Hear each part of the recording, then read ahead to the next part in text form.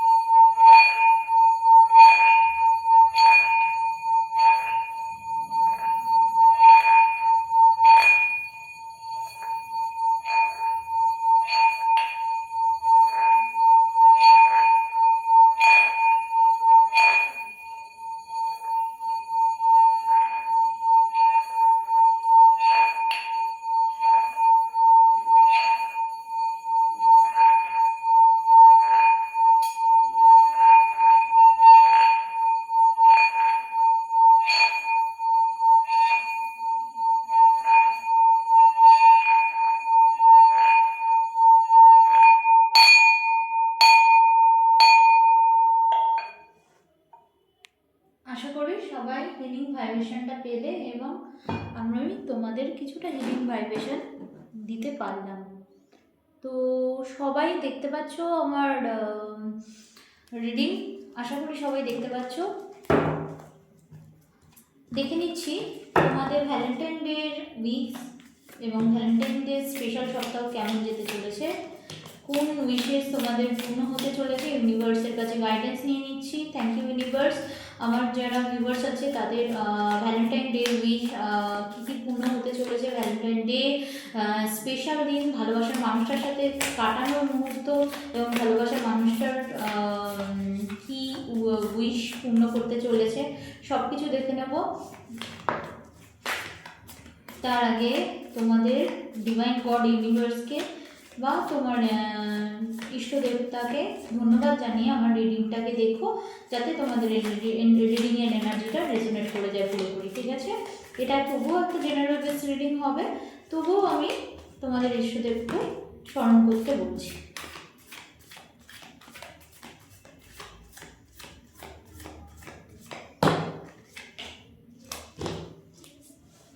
আচ্ছা, চলো দেখে নিচ্ছি কি আসছে। প্রচুর উইশ ফুলফিল হতে চলেছে।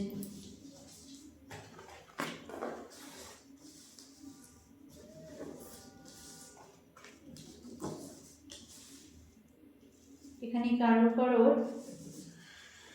বিচ্ছেদও হয়ে গেছে দেখতে পাচ্ছি।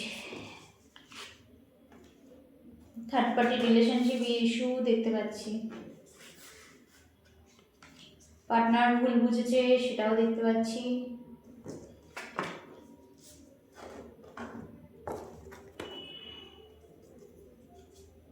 प्लीज लड़काई प्रकार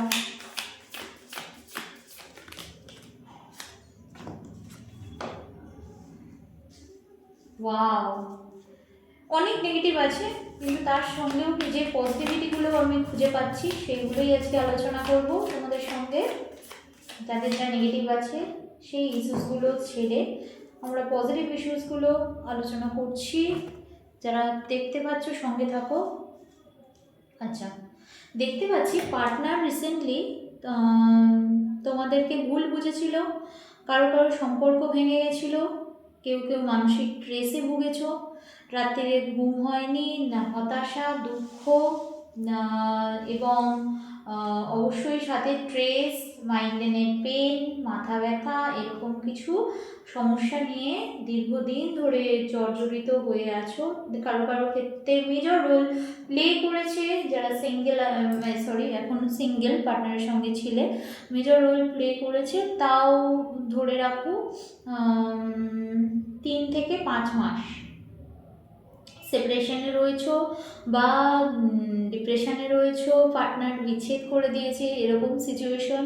তো এমত অবস্থায় পার্টনার দেখতে পাচ্ছি চেষ্টা করছে তার পুরনো ভুল ভ্রান্তি সেগুলোকে রিলিজ করে পিছনের দিকে ফেলে এবার সামনের দিকে ছুটে আসা। কিন্তু কিভাবে আসবে সেটাই সে ভাবছে, সে চিন্তা করছে যে কিভাবে আসবে এবং কিভাবে এলে তোমাকে সে আবার পুনরায় সে পাবে।